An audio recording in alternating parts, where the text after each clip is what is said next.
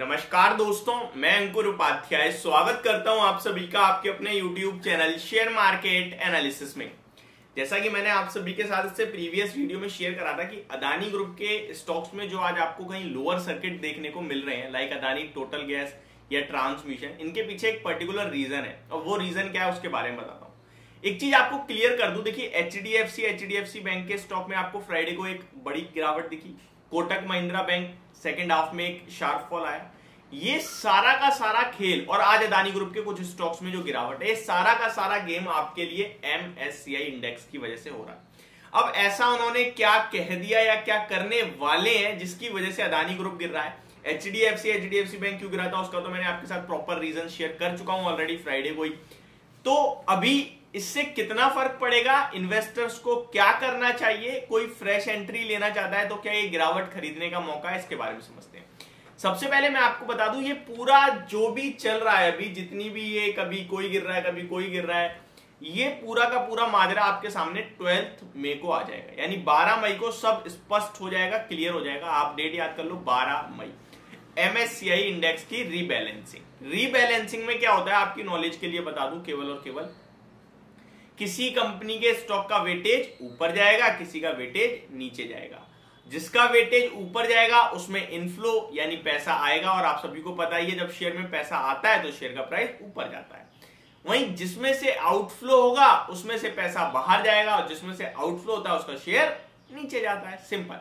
तो यही होता है रीबैलेंसिंग। एक एग्जांपल से समझे तो एक इंडेक्स, कोई भी एक्स इंडेक्स है मान के चलो, उसमें 10 शेयर्स हैं। अगर आप 10 शेयर है, एक की वैल्यू, एक को 20% दे रखा है, दूसरे को 10%, फिर बाकी के बचे हुए जो है आपके लिए उसी रेशो में।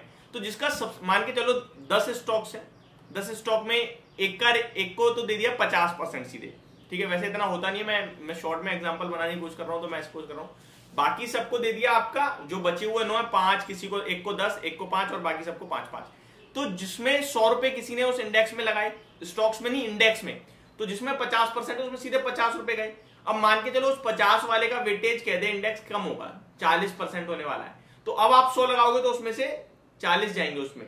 लेकिन जिसने पहले से लगा रखे तो उसने तो 50 लगाए तो उसका 10 रुपए निकलेगा, बाकी के किसी में बटेगा जिसका वेटेज बढ़ रहा होगा। तो इस तरीके से आउटफ्लो और इनफ्लो होता है, हर स्टॉक का एक वेटेज होता है। अब यहां पे MSCI इंडेक्स क्लियरली क्या कहता हुआ दिखा है वो समझो। पहले तो HDFC और HDFC बैंक का लिए उन्होंने कहा कि आधे % से इनमें वेटेज कम होगा। तो वो आधे % से वेटेज में जो कमी आ रही है उसका अमाउंट निकल के आ रहा था 1200 से 1500 करोड़। इतने की बिकवाली हो सकती है, हुई नहीं है। 12 मई को सब क्लियर होगा, तो इसकी उम्मीद में ही कल फ्राइडे को स्टॉक्स टूट गए थे। फिर खबर आई कि कोटक महिंद्रा बैंक में कोई वेटेज का बदलाव नहीं होगा। पहले उम्मीद थी बदलाव होगा और वेटेज बढ़ेगा, और ये जितना वेटेज बढ़ेगा उतनी अनुमान के हिसाब से कोटक महिंद्रा बैंक में 5800 करोड़ से लेकर 6000 करोड़ का इनफ्लो आ सकता था। तो अब उम्मीद बाजार ने हटा दी कि नहीं होने वाला कुछ भी, तो वो जो आने वाला था वो नहीं आ रहा, तो इसके चक्कर में वो 2.5% गिर गया था। आज तो अच्छा चल रहे हैं सारे के सारे स्टॉक्स। अब अगर मैं आप सभी के साथ बात करूं अदानी ग्रुप के स्टॉक्स की, तो क्या खबर है वो समझिए। Adani total gas, Adani transmission में वेटेज घट सकता है जिसकी वजह से फ्री फ्लोट घटेगा, यानी कि जो शेयर्स हैं उनका फ्री फ्लोट घट जाएगा, कम शेयर्स रह जाएंगे, ठीक है। आगे बढ़े तो अदानी टोटल गैस का फ्री फ्लोट 14% से कम हो सकता है, और अदानी ट्रांसमिशन का फ्री फ्लोट 10% से कम हो सकता है। इसी के चलते जो इनका फ्री फ्लोट कम हो रहा है, अदानी टोटल गैस में लगभग 700 प्लस करोड़ की, ऑलमोस्ट 700 से 750 करोड़ के समथिंग की सेलिंग आ सकती है, आउटफ्लो हो सकता है। वहीं अदानी ट्रांसमिशन में अराउंड 1000 करोड़ का आउटफ्लो हो सकता है, और इसी की वजह से स्टॉक आज आपको सर्किट पे देखने को मिल रहे हैं, लोअर सर्किट पे।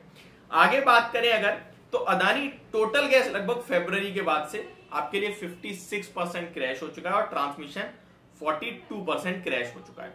अब मैं इंटरेस्टिंग चीज ये बताता हूं, पूरा अदानी समूह आज नीचे दिख रहा है। हालांकि खबर केवल Adani total gas, Adani green, Adani total gas, Adani transmission के लिए। बाकी के अदानी ग्रुप के स्टॉक्स अगर आप देखेंगे आज, तो वो आपको लाल निशान में देखने को मिल रहे हैं। अदानी पावर नंबर्स मैंने आपके साथ शेयर करा था कि एडजस्टमेंट है, कुछ भी नहीं है।